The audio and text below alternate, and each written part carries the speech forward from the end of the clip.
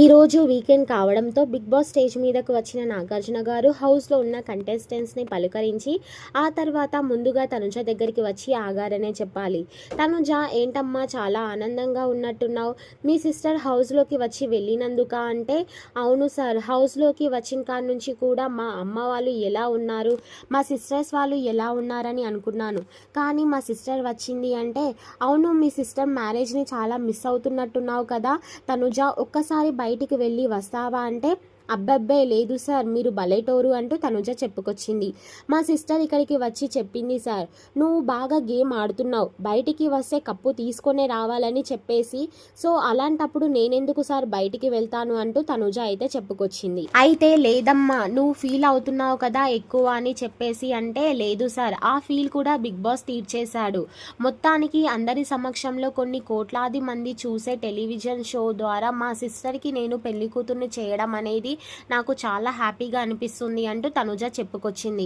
Okay Tanuja, నీకు అసలు దివ్యకి ఏంటి గొడవ అంటే, యాక్చువల్గా సార్ దివ్య ప్రతిసారి నన్ను టార్గెట్ చేస్తుంది సార్, ముఖ్యంగా భరణి సార్ నా కాలికి నొప్పి వస్తుందంటే ఆయింట్మెంట్ రాస్తే ఆ రోజు కూడా ఆమె చాలా ఫీల్ అయిపోయింది. ఏది ఏమైనప్పటికీ దివ్య నన్ను పర్సనల్గా అటాక్ చేస్తుంది అనిపిస్తుంది.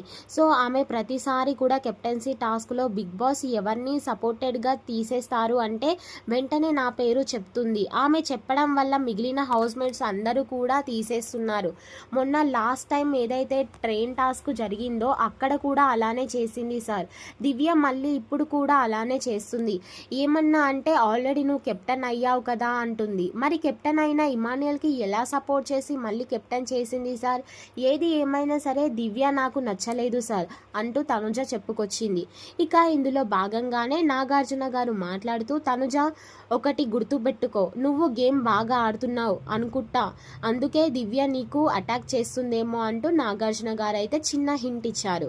ఇక ఇందులో భాగంగానే, ఏంటి తనుజ నువ్వు సంచాలగా కరెక్ట్ చేసావనుకుంటున్నావా అంటే, ఎస్ సార్, నేనైతే కరెక్ట్గానే చేశాను అని అనుకుంటున్నాను. ఎందుకంటే గనక సుమన్ శెట్టి కన్నా రీతుయే ముందు ఏవైతే ప్లేట్స్ ఉన్నాయో అవి ముందు పెట్టింది.